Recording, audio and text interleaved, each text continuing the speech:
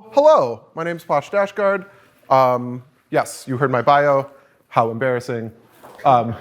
So here we are talking today about the mainstreaming of hate. So the way that this is going to work is I'm with you all day, so I'm going to be doing sort of three different things. The first thing that we're going to be doing is we're going to be talking about definitions. We're going to kind of level set. We're going to get an understanding of like, what do we mean by extremism? What do we mean by radicalization, polarization, and social cohesion? We can talk about this stuff all day, and I do want to move us into our next conversation, which is going to be more, the second set will be more theoretical. It'll be introducing the concept of male supremacy, introducing the concept of anti-Semitism, and how those things are linked, and how those things are linked to white supremacy. And then the third kind of session will be an applied kind of like intervention-focused thing. What do we do? So the Polarization and Extremism Research and Innovation Lab is an evidence-based lab. So we develop interventions, toolkits, resources to help parents and caregivers, pastors, mental health counselors, teachers, principals, higher education representatives, all equipping them with the skills and knowledge to intervene before people become radicalized. So let's first talk about extremism. What do we actually mean? So this is the definition that my research lab uses. The belief that one group is in direct and bitter conflict with other groups that do not share the same racial or ethnic, gender or sexual, religious or political identity. Extremist ideologies separate the world into simplistic black and white categories of us versus them, and believe the conflicts can only be resolved through separation, domination, and other forms of violence. So that is the kind of baseline that we use when we are talking about extremism. It is this idea that there's an existential threat between my in-group and those out-groups, and that those conflicts can only ultimately be resolved through separating us from each other and one group being on top in a socially dominant position and other groups being subordinate to that. So, what do we think? What's missing? Anything that needs to be removed or could be removed from this definition? How do we feel about this? I am a professor, so I will call on you if that is part of my fun charm. And I love that we have name tags because that helps me quite a bit. Yes, Frank. So with this definition, is this one that's across the board through all research throughout the country? Is this just the No. that you use for your research? Oh, for our research, yes. This is how we understand extremism. Yes. But no, there is not. I mean, this is the reason that we're doing this exercise right now is because in the past, when we have gotten a bunch of really smart people together to talk about extremism, what we've found is a lot of the tension comes from not really sharing the same definition of these things. I think, and this might be covered under us and them, but I think I would add that the extremist ideologies also exploit those differences of the racial, Sure. ethnic, and gender, and sexual and religious political identities.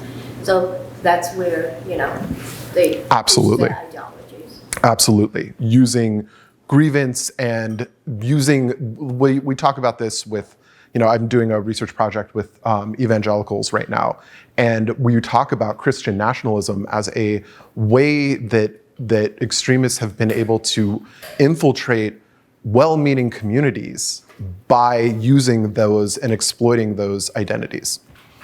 Yes, Eric.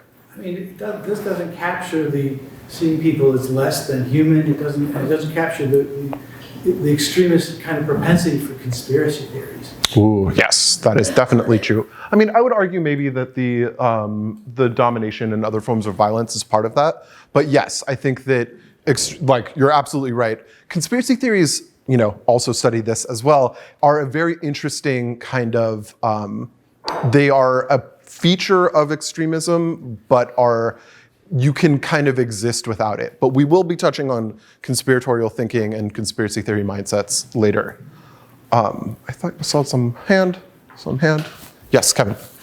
I was just going to say, as a writer, I pay attention to the adjectives and the adverbs that are in there are sort of critical, because at first, when I was first reading it, I was kind of like, well, boy, that just sounds like our basic Republican and Democratic Party by themselves. But the qualifiers are, I think, important in the definition.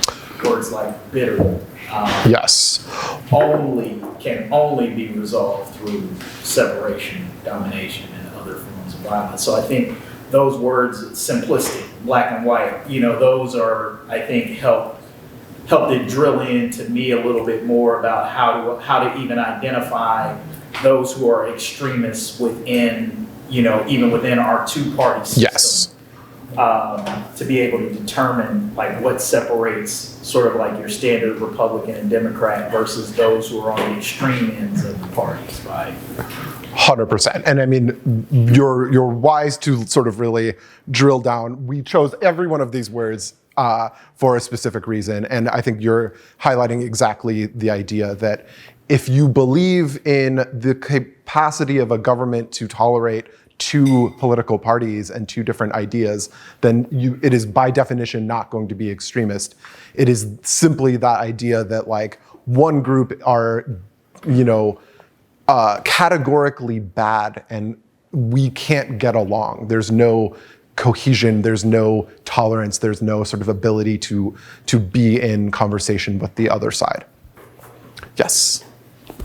This might be encapsulated in domination, but the work I do is around school boards. And we use the language of extremism, right? We say our school boards and our public education system is being taken over by extremists.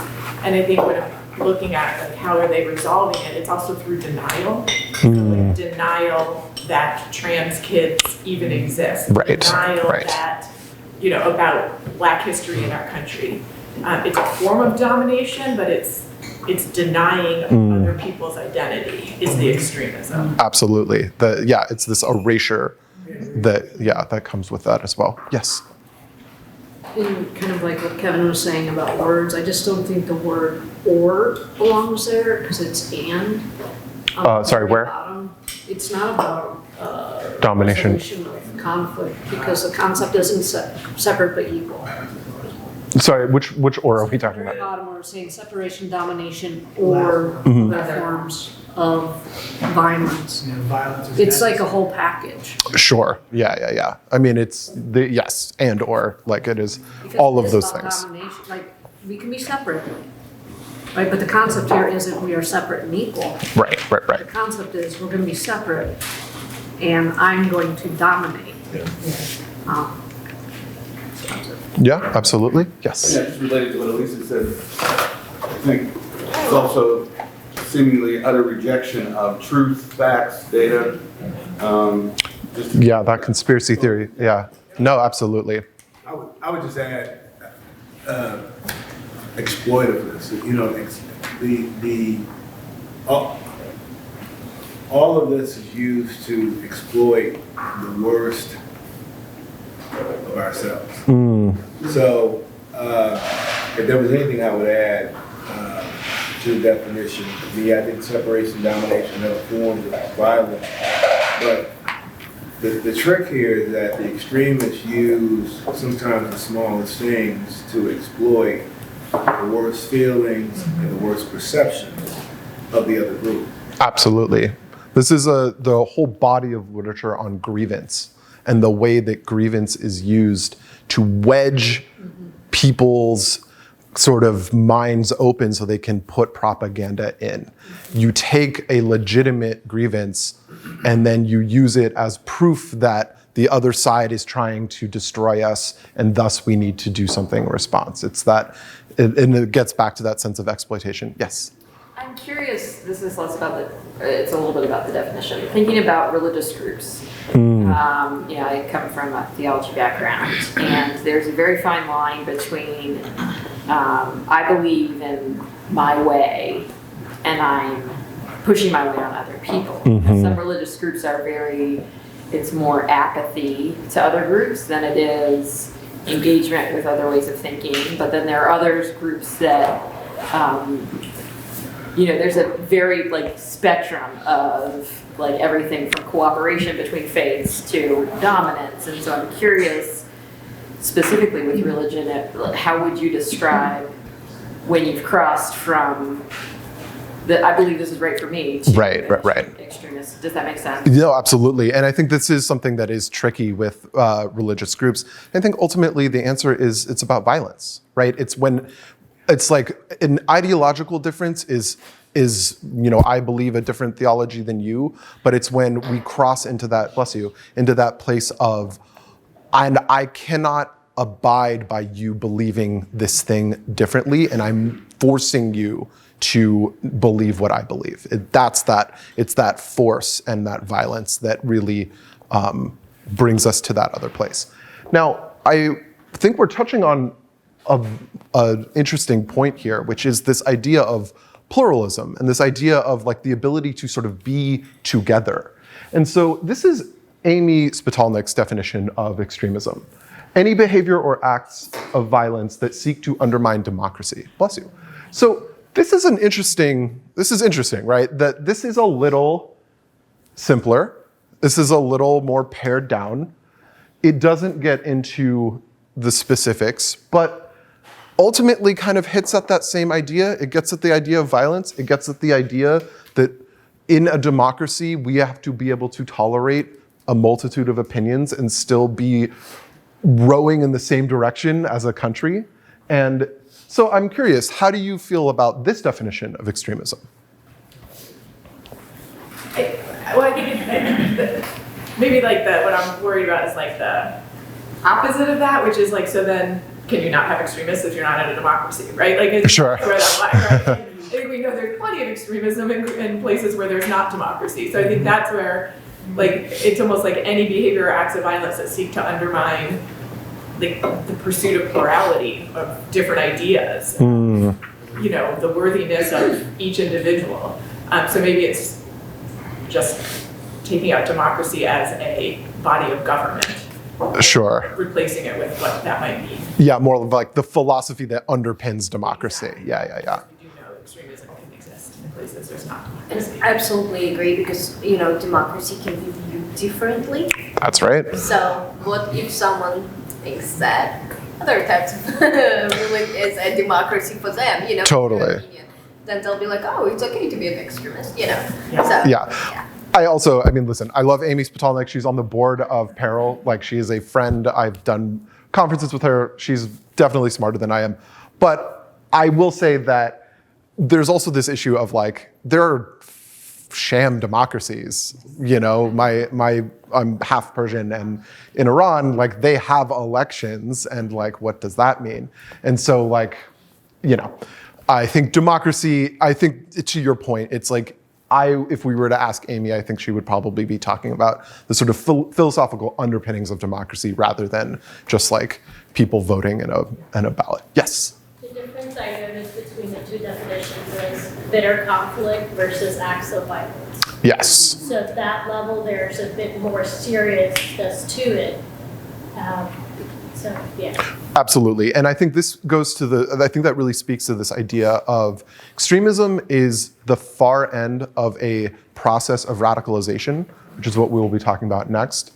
And so it's like acts of violence are the final outcome, but extremism doesn't happen. Nobody just arbitrarily picks up a gun and starts shooting people. It is like a process that gets you there. And that is the sort of like the bitter conflict, the us versus them, the inability to tolerate difference and inability to coexist that leads to those acts of violence. Yes?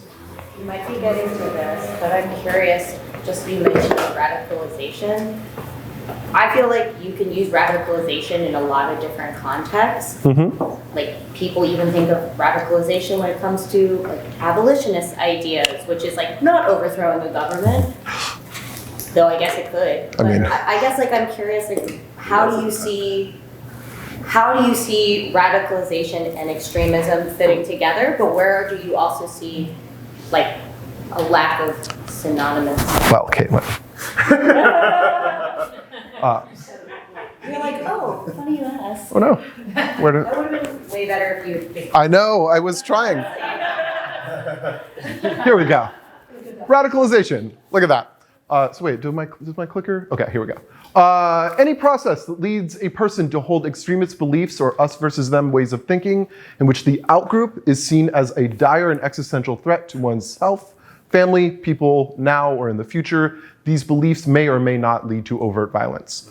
Radicalization is usually a gradual process in which people are socialized into an extremist belief system which sets the stage for violence even if it doesn't make that violence inevitable. So I agree with you that there is a kind of a way that we talk about being radicalized into abolition or being radicalized into sort of, more critical theory of the world. That's not exactly what we're talking about. This is radicalization is intimate, the way that we use it at least, is intimately tied to extremism. It is like radicalization into an extremist ideology. And so it is a process. And one of the things that's important to understand about radicalization is that it can happen to anyone. It can happen to smart people. It can happen to well-meaning people. It can happen to people who think of themselves as good and positive and trying to do well in the world. It is the result of indoctrination and propaganda, and extremist groups are intentionally setting out to radicalize people. And so they are successful sometimes, right? It is like, we see this, I study young people and young men in particular who get radicalized into male supremacist ideology. And it is like, you're going on the internet because you're struggling to talk to girls because you're 15 and you're like nervous about how to get a girlfriend. And through something as simple as that, through something like, hey, I'm worried about giving a shot to my child, I don't know what's in it, that can set you off the path towards radicalization. It doesn't take a lot, and it doesn't mean that you were always a bad person because you got radicalized into an ideology. So, how do we feel about this version of radicalization, this definition? My experience has been there's a fear of some kind of a loss. If we do this, we're going to lose our position or our power in terms of the group. And I just keep thinking of it's driven by this fear of loss in some way, shape, or form. Absolutely. And tied to that is the sense of entitlement, right? It's like I'm losing something that I was promised. I'm losing something that I deserve. And thus, that's where the grievance comes in, and that's where the fear can really be exploited. That's why, and we'll talk about this later when we're talking about white supremacy, there's this huge focus on birth rates, right? Because it's like we're losing the country, we're losing this like existential demographic war. And it's like these are the kinds of deep-seated fears that can motivate radicalization. Yes.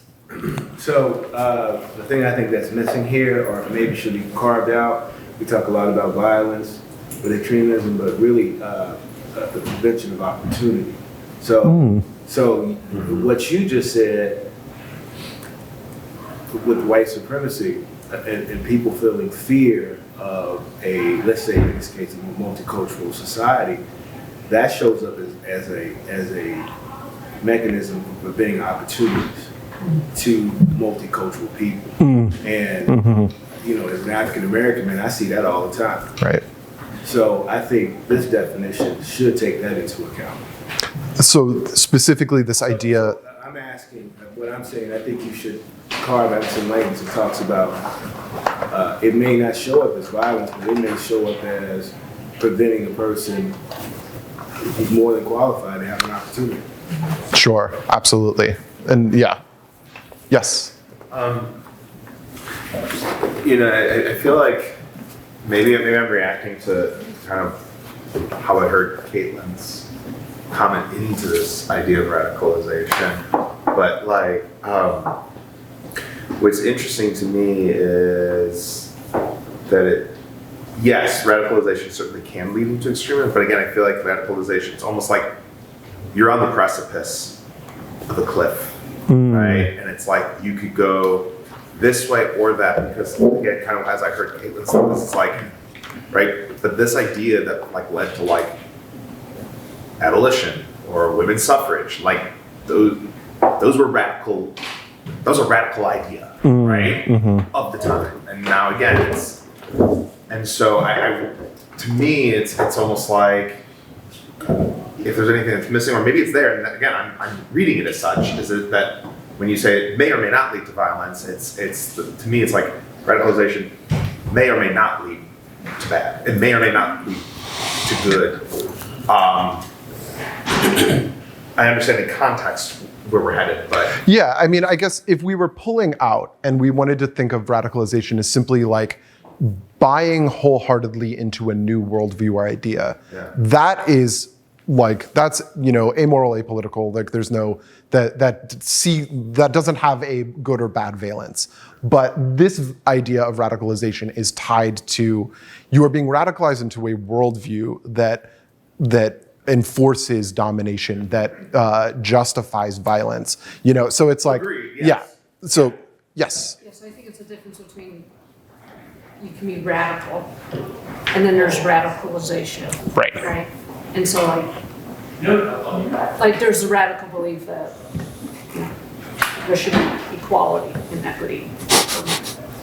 And then there's a radicalization that as a woman, I'm going to dominate you as a man, and there is no room for you in this world. It is us versus them, and my whole purpose in this process is to get to the extremist view. You will have no safety, equality, opportunity. So I think that's what we're seeing. Exactly. Yeah. I'm curious what definition you all use for violence. I've worked on college campuses, and violence often includes other descriptors, right? We've started talking about epistemic violence and epistemological violence. You know, do we only mean physical assault? Do we mean, because the lack of opportunity to me, depending on who's saying violence, fits the definition of some kinds of systemic violence. Absolutely. Yeah. So I'm just curious, that feels like part of, like when you all talk about it, what all fits in this umbrella? Yeah, well, so part of the tricky part about this is that we exist within a context that is the countering violent extremism world, or the preventing violent extremism world, which is super securitized. It is based off of the perspectives of ex-military, ex-CIA, ex-FBI. And they brought to this whole discourse this notion of, we combat extremism the way that we combat terrorism. And so they're using the same tools, the same strategies for Al-Qaeda as they are for the Proud Boys. And it doesn't quite work. And so when we're talking about violence, we're talking about real, like we're talking about physical violence, the beating, killing, stabbing of people. That is the ultimate outcome. Now, when we talk about radicalization, that is a process. And there's a lot of steps before somebody is stabbing or killing somebody that are also reflective of extremism. Hence why it's like, even if it doesn't make violence inevitable, radicalization is laying the groundwork to make violence possible. His analogy of the cliff is something that even in the DHS modeling right now, they use it. It's like truly, you see the cliff there, and it talks about the primary, secondary, tertiary ways that society is able to either put that safety net in, find these things along that trajectory or that process, where you can get that off-ramp or build those off-ramps in. The problem is we don't have that populated. Right. And so you have a lack of the knowledge base at the beginning, when these signs or these indicators, red flags, whatever you want to call them, start to manifest themselves. And then where do we build those off-ramps? And do we have those structures in the schools? Do we have these structures in our communities and society from a psychological standpoint? Even once you pull someone out of that, are you more susceptible then to go back onto that Sure. path? In either that same vein or another vein, how can you build up that individual so that does not reoccur? Absolutely. And unfortunately, we're in such a reactive moment where all of the money, all of the effort is really in like, how do you disarm a mass shooter who has come to your house of worship, which is like very important. Somebody was talking earlier about, I think you were talking about Rabbi Charlie in Colleyville. So we worked with him. He was part of those he's part of a group that was intimately connected to the evangelical pastors that we've been working with. In fact, Pastor Bob was with Rabbi Charlie's wife while he was being held hostage. And that was honestly an incredible moment in what prevention can do. So this is I'm just going to take a little aside. So this is a group called Multi-Faith Neighbors Network, a group of evangelical pastors in Texas who work to build bridges with Muslim and Jewish communities in Texas. When that attack happened and this guy took a rabbi hostage because he thought that the rabbi could get on the phone and talk to Israel about letting some terrorist out of prison, like completely deranged. It was in the moments after that the Muslim and Jewish communities came together on television the evangelical and Muslim communities came together to show support for Rabbi Charlie and the Jewish congregants. And it was like an incredible moment of the work that had been done previously to establish relationships between those religious groups bore fruit in a moment of crisis where instead of that event facilitating violence against Muslims, it was actually an opportunity for the Muslim community in Texas to show support for the Jewish community in Texas. It was an incredible moment, and Rabbi Charlie is a very cool person. Anyway, sorry, that was an aside. You were saying. Not an aside, thank you. I think what I was thinking about was the maybe step before this is and maybe where Matt and Caitlin, I was thinking as you were talking is being an activist. So like being an activist might be, being a suffragist and being an abolitionist, but we also know that can lead to radicalization, right? So even I'm just thinking about, I have friends who, right now issue 1 is on the ballot, and I have friends who they were raised Catholic and they just don't believe in abortion, right? And they might believe that they are an activist. They will speak out against that. They will put the no sign in their yard, but they will listen to me about why I think we need to vote yes on issue 1. And so we can have that conversation because they're an activist. That's different than being radicalized to go harass people in front of Planned Parenthood or to be an extremist and go plant a bomb at Planned Parenthood. Right. So it's like the definition maybe of the radicalization is you're an activist who no longer will listen to other sides. Exactly. And are prone to the violence. Exactly. Yep. Okay, so I'm going to do a little tangent to talk specifically about online radicalization. So there are a couple of specifics about the sort of digital mediated radicalization that is happening right now. The first is the ease, accessibility, and addiction of technology and social media. It is so much easier now to broadcast hate to millions of people. Andrew Tate is a male supremacist influencer who is able to hit middle school boys who have previous generations would have never been able to come across his content. It is, any of us right now could go into that room and record a YouTube video and broadcast it out to the world. And so the hate content, the toxic online communities are able to spread internationally. There's no borders, there's no age limits. In fact, the younger you are, the more susceptible you are to these things, especially if parents are not digital natives. They don't understand. I was just literally Friday talking to two parents who their 19-year-old son is a fully radicalized, trying to engage in webcam scams in order to exploit young women. And they were talking about we had no idea what he was doing online. We don't know what Telegram is. We don't know what the dark web is. We have no idea what's happening here. And there is an addictive quality to this content because it is so toxic and you feel like you're doing something taboo and sort of edgy. There is a draw to this, especially for young people. Second thing we're talking about is algorithms. Algorithms if you right now, so I suggest there's a New York Times series called Rabbit Hole, and they discuss online radicalization. And one of the things they talk about is if you watched a George Floyd protest video on YouTube, if you watched the first video you watched, if it was from the perspective of a police body cam, then from that point on, all of the videos in your algorithm were going to be pro-police, anti-protester.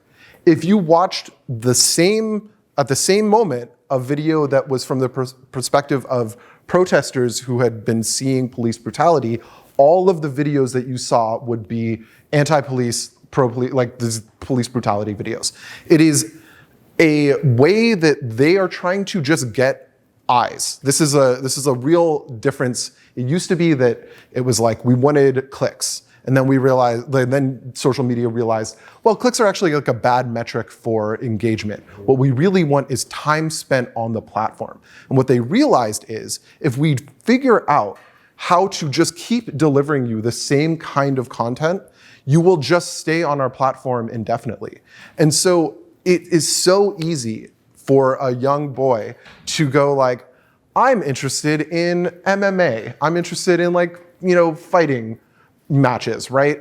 And then while we see a video of Joe Rogan interviewing an MMA guy, and then we see a video of Joe Rogan interviewing somebody else, and then we see all of a sudden now you're in the world of far-right extremism, and it was 4 videos.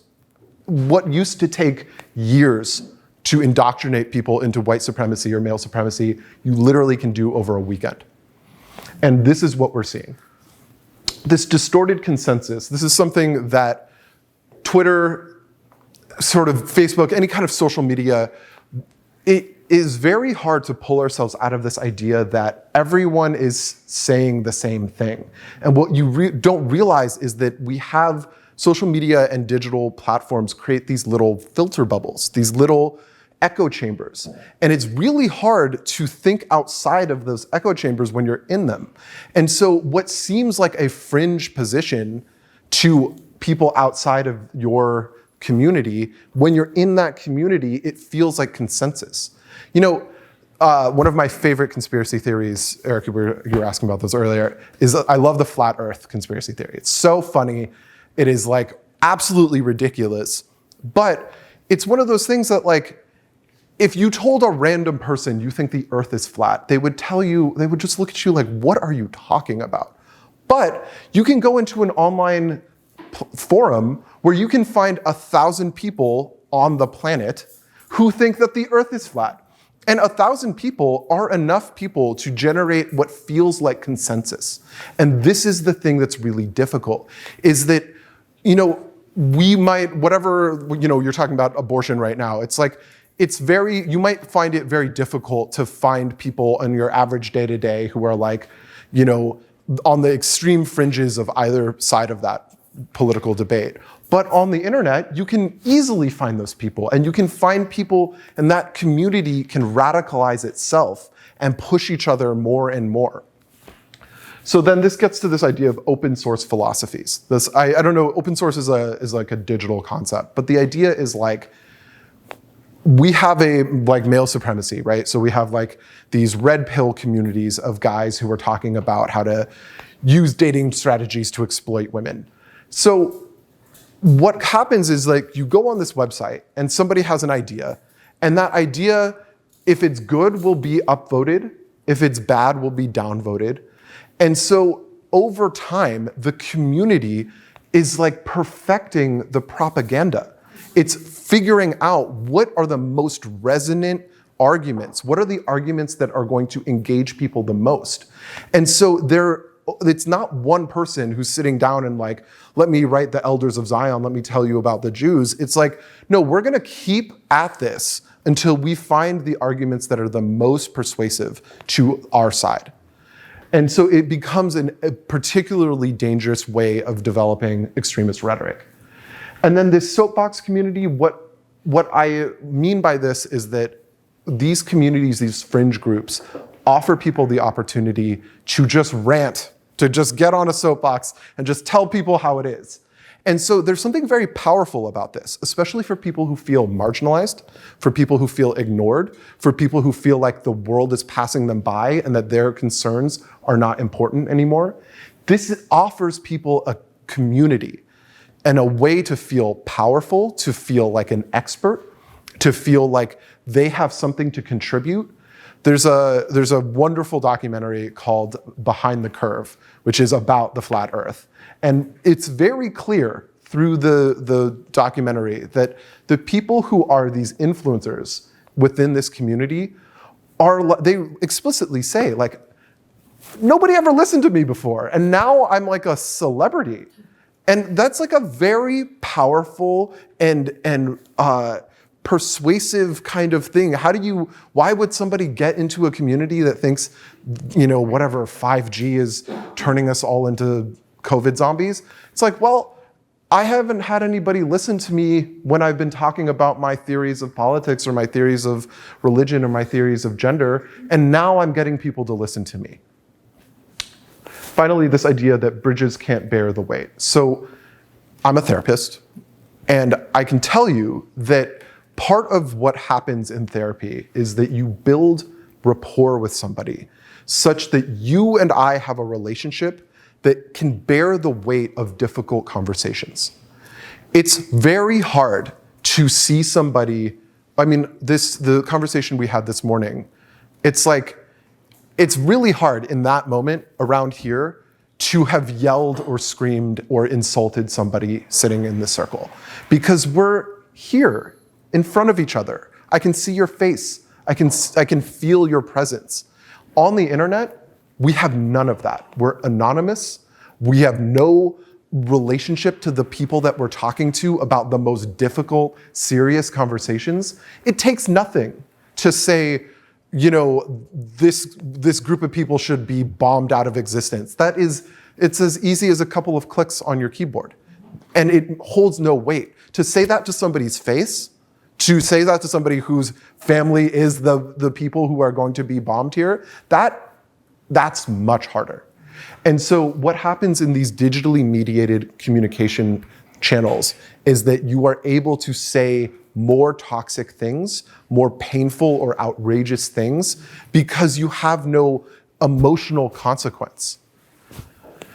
I'm not going to show you this video, but go on YouTube and check out a video called "This Video Will Make You Angry." It's so great. Basically what he's describing is the way that social media and digital technology hijack our emotions to make us engaged with these platforms. That anger is the most simple way to bypass our frontal lobe, let me take a step back. In psychology, we have this concept of system 1 and system 2 thinking. System 1 thinking is really fast. It's hot cognitions. It's like, somebody cuts you off in traffic and you stick up your middle finger. Slow cognitions are like, I have time to think about this. I have time to reason. Somebody, a little kid keyed my car, and now I have to think about, like, how am I going to approach his parents about this, right? Versus you run out there and you grab the kid by the collar. So anger and fear and hatred bypass our system 2 thinking. They engage our system 1 thinking, and it makes it so much easier for us to immediately engage and to stay connected. That's why, I don't know if you guys have been on Twitter recently, but Twitter is a nightmare of just horrific videos and picking the worst, least generous arguments from the other political side and showing you, can you believe that they think these things? All because that's what gets us enraged, and that's what keeps us on the platforms. Any questions about this stuff? Thoughts, feelings? Yes. I feel like you basically said this, but I found it incredibly powerful to be reminded that, like, online radicalization is, like, monetarily beneficial. Oh, like, there's 100%. a huge capitalist gain by us, like, being manipulated into an online rage. 100%. which like maybe that also will help us slow down our system two thinking, is just being like, this is a capitalist ploy. Yeah, when we're No one else benefits except people who make money off of this. 100%. I will say, as an aside, we have engaged as a lab with Twitch and Discord. Please, guys, stop this. Please identify hate speech and remove it from your platform. And they won't, because it makes them money. And so it is like, yes, this is how capitalism and, I mean, literally social media companies use the same exact mechanisms that casinos use. It's called capture psychology, right? How do we keep you on the slot machine for as long as possible? How do we keep you engaged on there as long as possible? A friend of mine does research on Facebook and the Facebook feeds. And he was telling me that what they'll do is they'll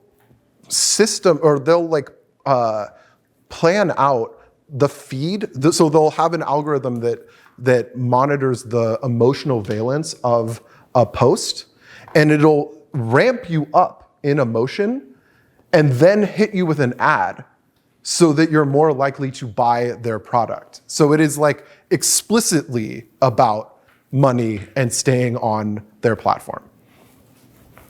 Yes? Yeah, I mean, I think one of the things that goes along with this and working in media, this is one of the things that we've been suing, various platforms over these algorithms that limit the information that people can see. Mm-hmm. Because what you don't realize is there's a whole lot of information out there that you never see based on what you just said for the algorithm. So it doesn't matter that we produce a news story that might be fair and balanced. That's down right. the middle. If that's not what you've been clicking on, that's not what you're going to see. Absolutely. And I think like when we talk about fake news, I'm talking about real fake news, not what Trump says is fake news, but it actually plays on the things that you talk about, is that fake news is so capturing because it plays on people's emotions, mostly anger. And so those stories tend to be the most shared and the most clicked on because they do tend to hit on those areas. And so I think one of the things that, if we're going to maybe kind of help with some of this de-radicalization, I think there has to be more emphasis on teaching people how to be savvy consumers of information. Absolutely. I say all the time that we spend so much time thinking about what we put into our bodies, but we don't think about what we put into the information that we consume and we put into our minds. We'll read what's on the back of a package of something that we're going to buy, but even when it's apparent on a story that it says, hey, this is satirical or this is something, or they can even flat out tell you, hey, this is bullshit, but people will still share it and believe what they read because they don't spend the same amount of time with the information. And so a big part of I think what does happen with the radicalization, and I think if there was anything that I would have added to the definition, although I get it says any process, but I think that the misinformation is probably the biggest and most key driver of being able to radicalize someone to maintain a certain ideology. I think it's interesting going back to the school debates where we talk about CRT and we want to ban certain types of teachings, and those on the other side will call that indoctrination. Yeah. They will call that indoctrination when it is the attempt to expand people's understanding of history, not limit it. Right. So where is the indoctrination actually taking place versus what is being accused?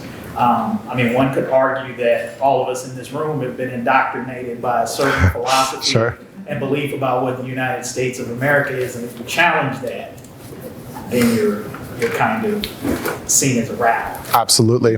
And I just wanted to say, when you're talking about misinformation, there's this notion of motivated reasoning, which is that basically we have human beings, we have this tendency to underanalyze things that we agree with and overanalyze things that we don't agree with.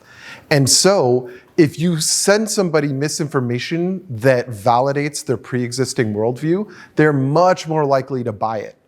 And so it makes the spread of misinformation and disinformation that much harder to deal with.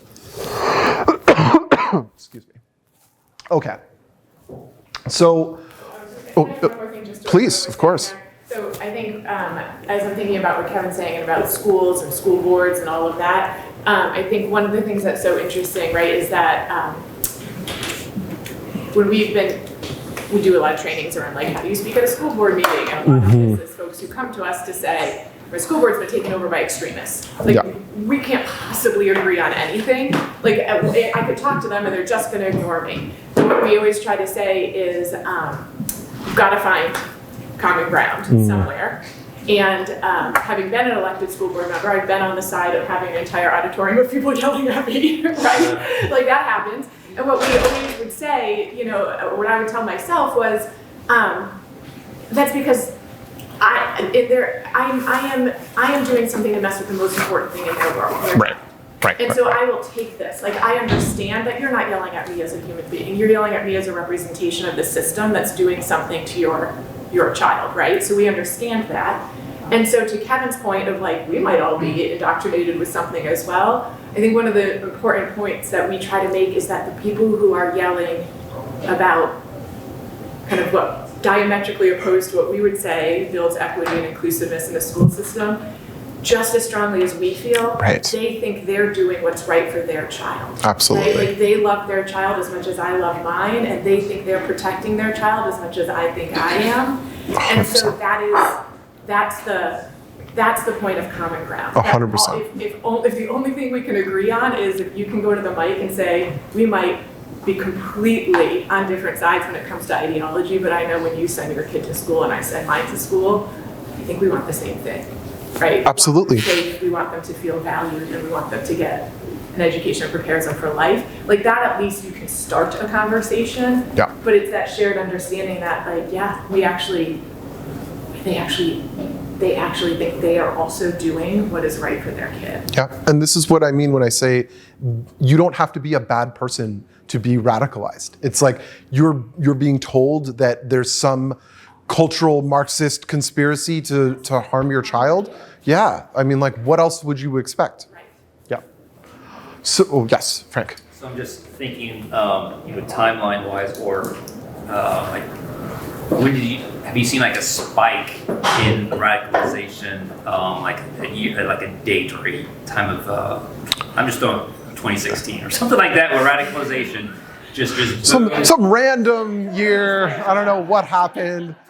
You've seen that because you see that that's kind of like when the online presence became much more. You see all these things that politics is just boom. Now you see the radicalization and layering on top of that, COVID, where we had more kids than ever online. We had parents who were working remotely and couldn't pay attention to what their kids were looking at.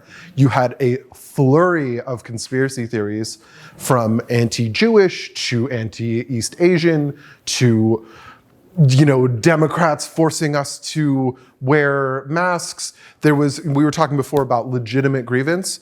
I was talking to these evangelical pastors who were furious that we weren't allowed to congregate during COVID, but then there were all these George Floyd protests. Like, what's going on here? Are you choosing one ideological group over another? And so it's like, there is this is how this happens. And yes, basically what happened is one of the things that has become really apparent to me after 2016 was the importance of leadership.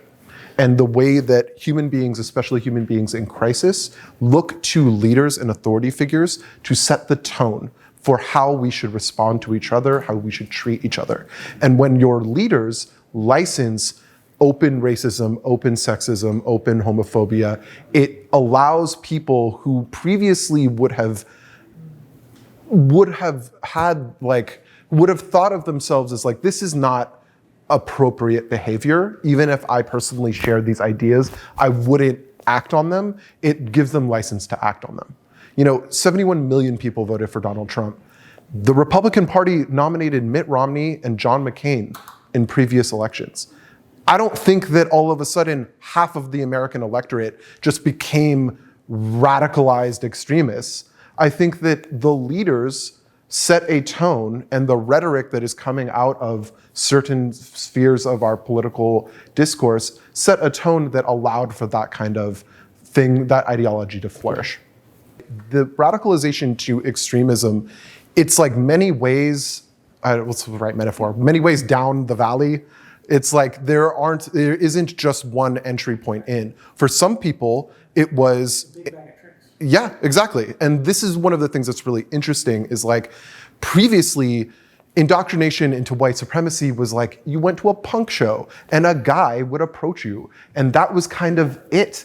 And maybe he gave you a pamphlet or maybe you were given a book, but that was the level at which you had to be engaged. Now, you can be playing video games with your friends and come across white supremacist content. You can be on a totally benign online forum and be shown propaganda or hate speech. So, I want to quickly, how are we doing on time? We're behind. Okay, so I'm gonna move through polarization.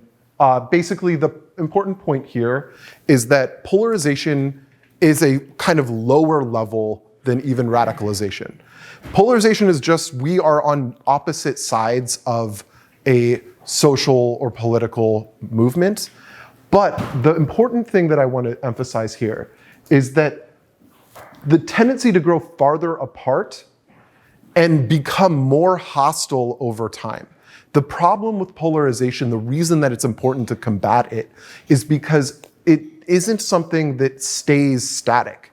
The more polarized we are, the more it's like, you people over there and my people over here. Well, that doesn't just stay like we're happy in our own separate quarters. No, that creates more animosity. It creates more totems, false totems of like, oh, well, those people, they're like this, and they're doing the same thing over here. And so we're amping up as we continue to be separate. So then, what is the opposite of polarization? It is social cohesion.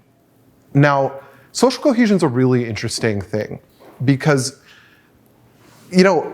ISIS is very socially cohesive, right? Like they are all in agreement with each other.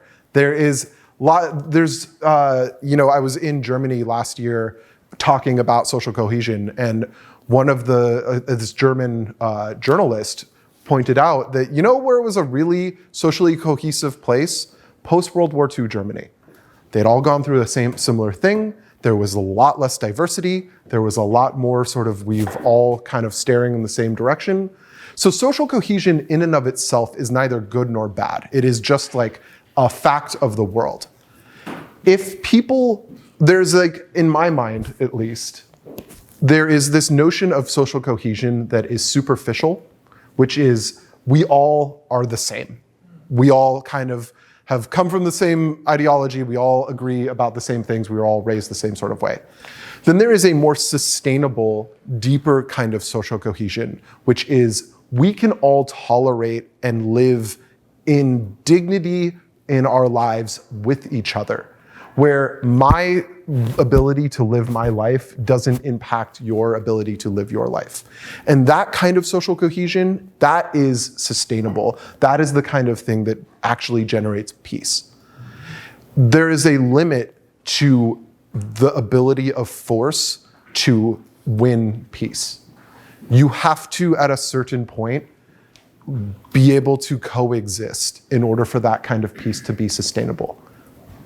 You can get obedience, you can get submission, you can get a kind of temporary lack of aggression. But if you're not actively promoting social cohesion, you will not win, you will not achieve peace. There's a quick question. Yes, please. Does social cohesion have a limit? I mean, this is what I think. So I went to South Africa a couple months ago, and one thing you see in South Africa, even though apartheid ended, and they celebrate Nelson Mandela quite a bit, there's still the underpinnings of apartheid, massive amounts of apartheid that that's not publicized, and they're getting to a point to where there's a lot of social cohesion, but there's not a lot of progress. So I'm interested in your thoughts on that. I see social cohesion as good, but how do you make it? How do you turn it into something? It's a really interesting point, and I think it is like ultimately what we're talking about is substantive systemic changes. I think that South Africa, like America, has confronted some of these aspects, but have ignored others of these. And I think it is true, in my mind at least, true social cohesion is we have fully confronted our differences and are creating conditions where we are we're facilitating a cohesive society where people trust in their institutions and trust in each other. And it's not just, a holiday once a year. It's not just a statue of a civil rights leader, but it is something that is like an ethic. It's like a worldview, right? And to speak to when we were talking about like the school boards fighting against CRT or whatever, it's like that's why they're targeting critical race theory, because an ideology that confronts the legacy of slavery touches on the system, like the systemic kind of long-term ways that you would change somebody's mind about equality and equity, rather than like, hey, we have African American History Month and we'll watch a movie or whatever. And so to me, it's like, I don't know, I'm not an expert in South African history or apartheid, but I know that they have made some changes, but there is still a burning resentment that is there that hasn't been confronted, that needs to be confronted. And that's the way that you generate true social cohesion, not just tolerance for somebody different from you, but actually accepting and loving and embracing those different groups and ideas. Okay. All right, so we're gonna take a break. So we did our level setting, we did some definitions. How are we feeling before we move on? Yeah, it's not gonna get less intense. Okay. All right. Are we ready? Are we feeling good? Feeling strong? Okay. All right, so first we're going to talk about the theoretical background to male supremacy. Then we're going to talk about male supremacy and anti-Semitism. And then we're going to talk about conspiracy theories. Okay. So first thing we've got to do is we've got to talk about patriarchy. What is patriarchy? Patriarchy is the gendered system of social relations that elevates some men to positions of power and authority and keeps women from positions of power and authority. Patriarchy is upheld by two systems.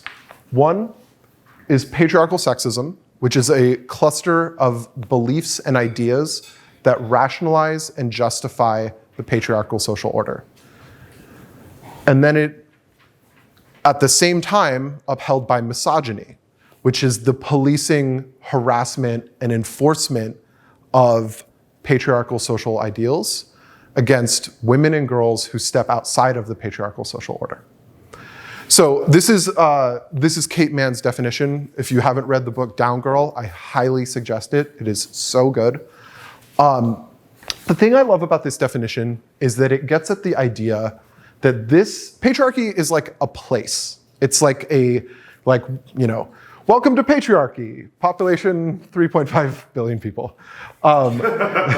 And it is held up by content and process, thoughts and actions.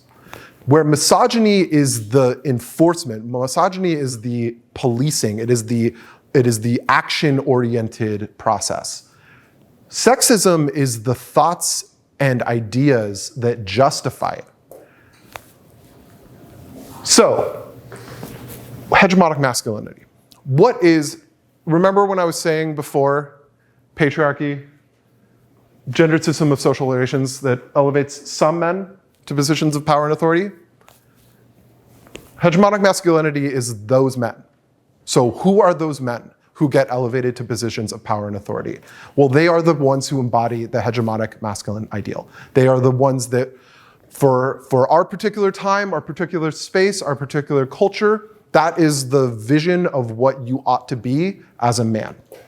And hegemonic masculinity is similarly upheld by content and process.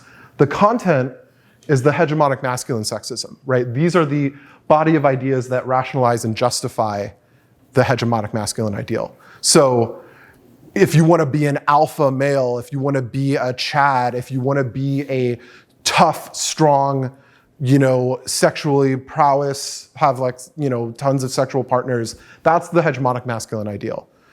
What are the sexist beliefs that uphold that? That you have to have high testosterone, you have to be rich, you have to be powerful, you have to be unemotional. Those are the ideas. And then what is toxic masculinity? Toxic masculinity is the policing of the hegemonic masculine ideal that is enacted on boys and men who step outside of the hegemonic masculine ideal, right? If you don't live up to those standards, you're going to be bullied, you're going to be beaten up, you're going to be harassed, you're going to be mocked until you get in line. And if you don't get in line, violence will be enacted on you. So, what is male supremacy? Male supremacy is patriarchal sexism and toxic masculinity. It is the ideas that rationalize and justify the patriarchal social order and the enacting of the hegemonic masculine ideal against young boys and men who step outside of that. So it is a supremacist ideology that defines women as inferior to men, justifies the patriarchal social order, and punishes men and women who step outside of the patriarchy. That is what we mean when we say male supremacy. These are the slides that just explain the things that I said. Because it turns out that I don't need slides this is all my dissertation research, so it's like, I know my definitions. And they'll get the presentation afterwards? Sure, okay. By all means. I just see people frantically writing it down. Yeah. Yes, so my dissertation research was on male supremacy and online radicalization, hence why I'm talking to you today. Okay, so male supremacy is deeply invested in framing sex and sexuality as reflecting a natural gendered order. Biological determinism is a really important feature of male supremacy. It's not just that these things happen, it is the idea that they are destined to happen by virtue of our genetic and makeup. Now, this is a difference that is not true of traditional masculinity. 200 years ago, nobody knew about testosterone and estrogen. Nobody was talking about that. But our contemporary ideas of male supremacy are really, it's like they've gone to college, right? They've like leveled up in terms of the sophistication that they're using to justify and rationalize the patriarchal social order. So, biological determinism underpins this, framing gender roles as natural, inevitable, and binary, right? There can't be multiple genders in the male supremacist vision because that undermines this idea that men need to be up here and women need to be down there. So thus, any philosophy that undermines that binary, that undermines the idea that gender and sexuality are not connected, that is an enemy of male supremacy. And so that's why we get to anti-feminism. So, any questions about male supremacy before we move on? Thoughts, feelings, ideas? Okay, great. So now, what is anti-Semitism? Anti-Semitism, in the context of white supremacy, is more than just hatred towards Jews. It is also the notion that Jewish people are involved in the targeted extermination of the white race. And anti-Semitism exists at the end of the conspiracy theory pyramid. So we can't talk about any of these conspiracy theories without talking about anti-Semitism, because it's always the secret end result. Like Illuminati, that's just the Jews. Globalist cabal, that's just the Jews. Like George Soros, that's just the Jews. That's all dog whistle for the Jews. I don't know if you guys are as chronically online as I am, but you may have seen the conspiracy chart. Grounded in reality, leaving reality, reality denial, the anti-Semitic point of no return, and then detached from reality. So I encourage you to check this out on the slides. It's very good. Abby Richards is a really cool researcher who put this together. Literally, I think she was like procrastinating on a paper and decided to just do this in her spare time. But the point here is that when you hear conspiracy theories, oftentimes it's just pulling back the layers until you get to the Jews and this idea of a globalist cabal and this idea of Zionist occupied governments and this idea of the deep state. QAnon, right? Talking about the deep state. Deep state's just Jews. Don't worry about it. It's always been the Jews. That's what they're talking about. So major components of anti-Semitism, the Protocols of the Elders of Zion was a seminal work in anti-Semitism, sort of laying out the foundations of anti-Semitism. So you'll see contemporary manifestos from the Christchurch shooter, from the Buffalo shooter, all referencing the Protocols of the Elders of Zion. This Zionist occupied government is a very classic anti-Semitic trope, and you see echoes of it in QAnon's deep state. This global homo conspiracy, the convergence of globalists, atheists, and homosexuals. So a very traditional anti-Semitic trope is that Jews are undermining sort of traditional Western masculinity and promoting deviant sexual behavior. So when you hear about Hollywood groomers, that's also just the Jews. That's all they're talking about.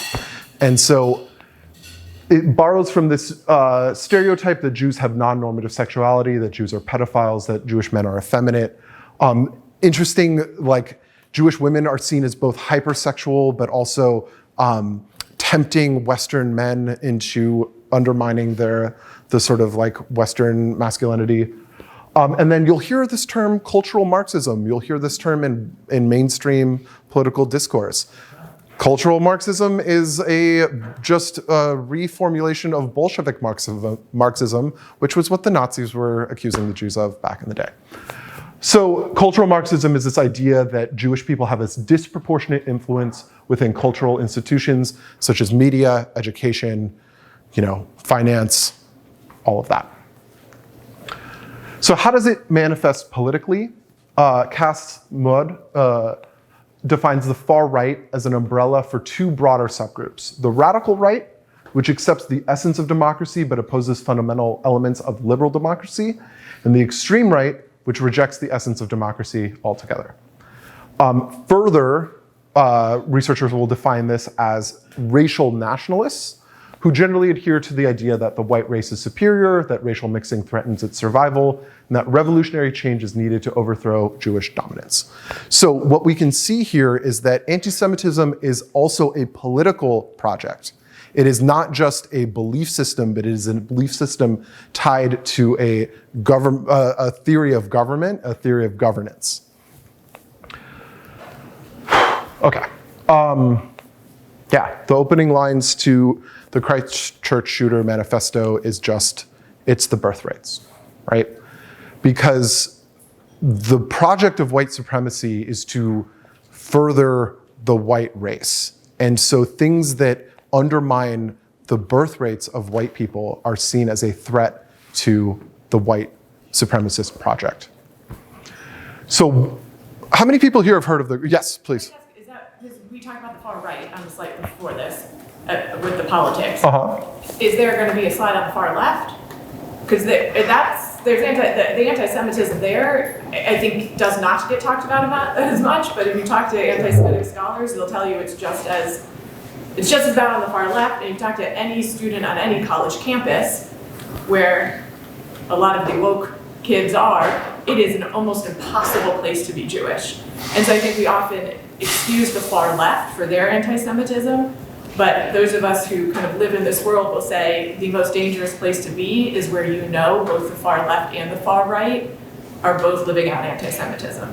Yeah, I mean, I hear this quite a bit, and I don't think that the far left, historically, in recent times, has been violent towards or it's certainly not the way that far-right extremists have targeted Jews and are promoting like the violence against Jewish people. I hear you, like I know that there are, in the past there has been far left extremists, the Weather Underground was blowing up cop cars in the 60s and 70s.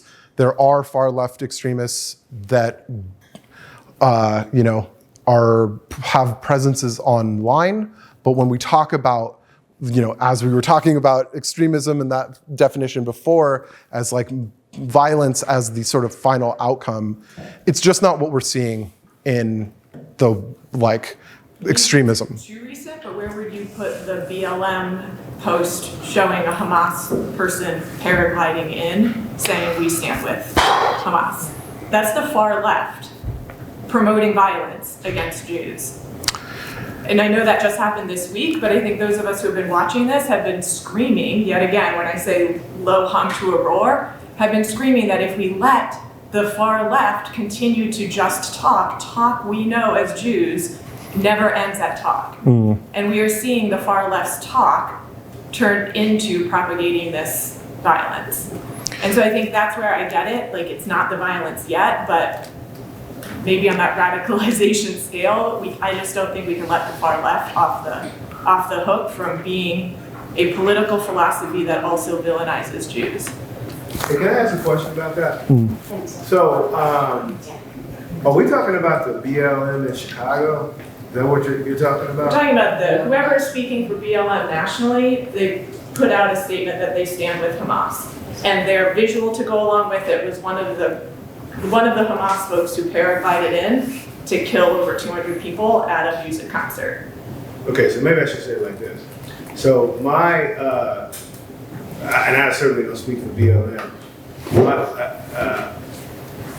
My limited research on this was that there were several chapters of BLM, and then there was a BLM that wasn't affiliated with the national BLM out of Chicago that actually sent that message around. That was not affiliated with the larger BLM. Now, what this whole conversation was about was not going down the layers of organizations that were just saying BLM and saying that was the national BLM. I mean, I don't know if that's true or not, but that may be worth some additional research to see, because I kind of stand with him. I've been involved with this stuff for a long time, and I mean, I have a very strong Jewish community that I interact with a lot, and I just don't see it. I don't see it from the left. But I'm not trying to. So we can say the BLM, the National Socialists, which is about as far left as you can get, they also put out a statement standing with Hamas. About 25 organizations on Harvard's campus, right, also put out statements. And so I think that's again where I'm just saying, like, we're at this moment where Jews were killed, right, and a lot of the kind of farthest left groups. And again, I know the national BLM does not speak for everybody. I will 100% for all of my life believe that Black Lives Matter as a moral thing in the world without needing to align with a movement. But what I was just saying there is that I think there is this, when some of the first statements that came out were the National Socialists and the BLM, and then these 25 Harvard groups who are all seen as the far left to support the violence. That's where I think I don't know that we can just let them off the hook. It all perpetuates the same violence towards Jews. I think there's some truth there, because I saw firsthand during the pandemic in QAnon, very far left, like family is like owns a pot farm in Oregon left, right? Go full blown QAnon. Sure. Right? Yeah. Not all of a sudden the Trumpers, and you were a hippie before. And so I do think when emotions run high and people start, confusing, the actions of the IDF or the actions of the Jewish people or something like that, that's when people can be could be radicalized. Yeah. I'm sure people are trying to do it right now. So to speak to that point, COVID radicalized people on the far left and the far right. It was like crunchy California anti-GMO moms are all of a sudden really worried about the vaccine, and that trickled down into getting them on board with the entire COVID sort of yeah. In terms of this, I think that I don't know what is in the minds of the people who are posting that post. I can't tell you that what is going on there. I will just say, like, I think there is, the way that this kind of stuff works is grievance allows, as I was saying before, grievance allows for people to feel legitimately justified in participating in or becoming amenable to a whole discourse of hate and extremism. There is enough brutality and violence on both sides of the Israel-Palestine conflict that both sides can point to 100 things that the other side has done that justify their hatred and anger and fear and actions. So yes.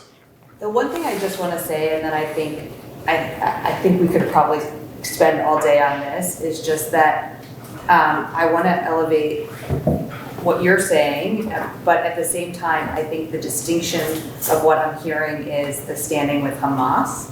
Right. America has recognized as a terrorist group versus, standing with Palestinians in this moment, which feels very different, right? So I think that's where, and when you see white supremacist groups, so not only the far left, but we actually see white supremacist groups as well, right? You're the research celebrating what Hamas did. Like, this is where that convergence, and I think that's what you're afraid of, and that's what you're talking about. And so, I want you to be able to go on with your presentation, but I also want to acknowledge that, like, I think that's real, and It's real. It's like, it's one of these things that's really hard to hold all of this stuff at the same time, where it's like, it is real, that is a thing. There are probably far left people who are, certainly there are far left people who are anti-Semitic. Anti-Semitism is a huge phenomena.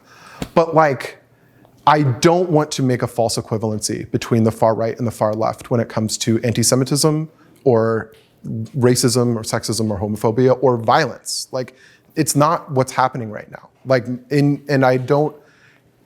It's like saying, what about women who rape men? It's like, okay, like, yes, there definitely are male victims of sexual assault and intimate partner violence. But what often happens is that fact is used to derail an argument about a broader, more common phenomena that is happening. And so, like, it's just tricky. I don't want to diminish, you're right. Maybe I should have included some slide about far left extremism, but it just doesn't feel honest to the data and to what is actually happening to elevate far left anti-Semitism in the face of far right anti-Semitism, which is so pervasive and is motivating violence against Jews. Yes. Can I add something else? I absolutely saw that post you talking about, and it's interesting, the comments and the posts I saw were actually posted by the far right saying, look at BLM, look what they're doing. So it's the same group that is against blacks and their right that's exploiting that post also that was horrible and in bad taste and awful and yeah. So it's interesting to see how they are exploiting. Yeah. And I just don't know how to deal with it. It's complicated. I hear you, but I just can't. Given that I spend all my time doing this research, I just can't abide by the false equivalency. It's not equal. It's one political ideology is motivating violence against Jews at a very high level compared to the other. And so, like, I don't mean to diminish whatever contributions the far left has to anti-Semitism, but it just doesn't feel right to say that they are on equal footing. So what is familialism? Familialism is a form of national biopolitics that regards the family unit as the foundation of the nation and vital for its stability and continuation. So families that don't correspond to this idea, such as single parents, non-white families, financially weak families, or rainbow families, are marginalized and antagonized. So it is the glorification of this nuclear family, this vision of family that is white, heteronormative, middle class, and just kind of anything outside of that is seen as deviant and something that is a threat to the white race. I have a question. Yes. The previous one more slide had black and brown people. I work a lot with the Hispanic community, and a lot of brown people, are also part of the far right. I also participated in huge numbers in the Proud Boys. The leader of the Proud Boys is Latinx. Yeah. So it's how do you not see yourself in a community that you're advocating against? This is the thing, right? This is what I was saying before. It doesn't mean smart, well-intentioned, moral people can also be radicalized into white supremacy and these conspiracy theories. And it is sad that, unfortunately, I feel like this is scholars of race are shh, don't tell them that brown and black people are also really racist too. It's there's racism in my community, there's racism in black and brown communities as well. And it's, unfortunately, there's, who we were just talking about? We're talking about Jews with conservative views, right? There are, unfortunately, hatred, fear, xenophobia, racism, sexism is not you're not protected by your identity.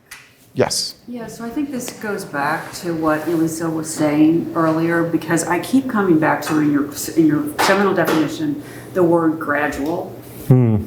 And I think that's sort of everything hinges on that. Matthew, maybe less a cliff effect than a very slow march, kind of what you were describing, Robert. And so if it's gradual, what I heard you say was we can't spend all our time looking only to our right without acknowledging that there might be danger on the left as well. So, I take your point about false equivalencies and where so much of the activity is happening, where so much of the violence has happened. But to assume that everybody over here is on our side, so to speak. Oh, okay, right. Yeah. So that's what I heard you say. And I think it relates to, what we're saying right now as well. Yeah, absolutely. Yeah. The seeds of hatred and extremism can be sown very early with people. This is the point I was making about online radicalization. It's a 15-year-old kid who is apolitical is coming across Holocaust denial memes. He's coming across jokes about slavery, and he doesn't think anything of these things. And that's neither, in that situation, I'm not even talking about left, right. It's just those are the ways that you seed the ground for further radicalization. And that can happen if you're a suburban kid in California or if you're a kid living in rural Texas. But the gradual is still important because what we're seeing now is an acceleration of that. So the word may have no meaning at some point. Yeah. And that it's what we meant by gradual in the 80s. Now what we mean by gradual is approximately 18 months is what we've seen. Yeah. The Buffalo shooter, it took about 18 months from I started going on 4chan until I am shooting people in a supermarket. Yes. Yeah, just a couple comments. One, I don't think that, we're all smart people here. Look, that's like saying kids, all kids, the whole adage, no kids like vegetables. There's gonna be some kids that like vegetables. There's gonna be racism on every side. So I think that for us to assume that, racism only exists on the right is crazy. No. That doesn't, let's not, I don't want to, I want us to have a little bit more of an elevated conversation than that. I wanted to make a point about the Proud Boy that's Hispanic. or has some Hispanic heritage. Look, this is all about people having different experiences in this country. And, I don't know that guy. We don't know what his experience is. We tend to think that just because a person is black and brown, they share the same experiences or whatever. I mean, we got into this last session, and we're going to get this done before we leave these sessions. I'm going to keep on bringing this point to the table. Just because we are all in these groups, these so-called protected groups, or people are trying to get these protected groups, does not mean we have the same experiences and the same hurdles to get over. I mean, man, if we don't get anything out of this session, we got to get that. We got to get that. This is not idealistic, racism and stuff like this. This is stuff that affects every group differently and everybody's experience differently. And I'm not trying to be disrespectful to anybody. I just think we got to have that sort of, filter as we discuss these things, because sometimes we get a little, nicey nice, and we get a little idealistic in our conversations. And I'm not going to be that way. So I just want everybody to know. Okay, so families. So the Great Replacement outlines the role for white women in white supremacy, which is to produce white children. That's what that title, 14 words, that is what I am referencing. If you guys are not steeped in extremist dialogue like me, I'm really happy for you. But the 14 words are, we need to secure the future for white children and white families, or something like that. Yes, so deviation from this traditional role is seen as being promoted by Jews and feminists and the LGBTQ global homo agenda. So, what are we talking about here when we're talking about male supremacy and anti-Semitism? How do these things link up? The birth weights of white people are undermined by cultural Marxism, and anything outside of traditional gender roles is anti-family and anti-white. So why is anti-Semitism also anti-LGBTQ? Well, white supremacy regards homosexuality and trans identity as choices, and Jewish people are often accused of turning vulnerable white children gay or trans in order to attack the traditional nuclear family structure. They do this through that global homo agenda, this cultural Marxist conspiracy theory that because the Jews control media and society, that they're able to, groom children into becoming LGBTQ. And of course, as we were just talking about with the mobilizing force of children, it's so easy to hit on people's fear and hatred by telling them that they're targeting our children. So why is feminism the enemy? Well, feminism supposedly is invented and popularized by Jewish people, and it encourages white women to not have children. And so again, we can see that these, it sounds ridiculous, but when you peel back the layers of conspiracy theories, this is what's at the heart of this. If I just read this frankly terrifying report about white supremacy 3.0, basically what is the new strategy that white supremacist groups are using, and it is hyper-local. It's using active gyms, so like MMA and boxing gyms, as recruitment sites for white supremacy. So if you see, I just moved from Rochester to DC. In Rochester, there was this MMA gym that was like the Wolf Brigade gym. If you hear that kind of language, you should know that that is a white supremacist organization. And what they're doing and what they say explicitly in their manuals to each other, don't talk about Jews, don't talk about the history. Keep it positive. We're talking about community, we're talking about identity, we're talking about brotherhood. That's the way that you bring people in, and then you indoctrinate them from there. And so feminism subverts traditional gender roles, questions that patriarchal social order, which is intimately tied to white supremacist projects of promoting women as the creators of white children. So here is the sort of progression of male supremacy to the Great Replacement to anti-Semitism. I have just explained it to you, but I will just outline it here. You can see the connection between male supremacy and the Great Replacement is that feminism is suppressing white birth rates, hypersexuality of black and brown men, biological determinism means that men are naturally ordered to be the providers, the protectors, the warriors, and women are naturally supposed to be the maternal figures. And then you see on the other side, the Great Replacement to anti-Semitism. This one is pretty easy to outline. It's basically every anti-Semitic trope is also white supremacist. Okay? And then finally, I will rush through some conspiracy theories. What is a conspiracy theory? Conviction that a group of actors meets in secret agreement with the purpose of attaining some malevolent goal. There are 5 core features of conspiracy theories: patterns, agency, coalition, threat, and secrecy. Patterns are, there's always this assumption that these things that are seemingly are disparate are actually interconnected. That conspiracy theories are a deliberate plan. It's not just an accident. There's intentionality. A coalition, so there's like, it's always a cabal. This is why it's so anti-Semitic. It's always a cabal. There's always a group. It's always these powerful puppet masters. And so that image and that notion is so intimately connected to anti-Semitic tropes that it's like, this is why you can't get any conspiracy theory without getting to anti-Semitism. Why would why would NASA claim that the earth is round when it's flat? Well, it's the Jews who are like, trying to trick us. There's always some level of threat to a conspiracy theory.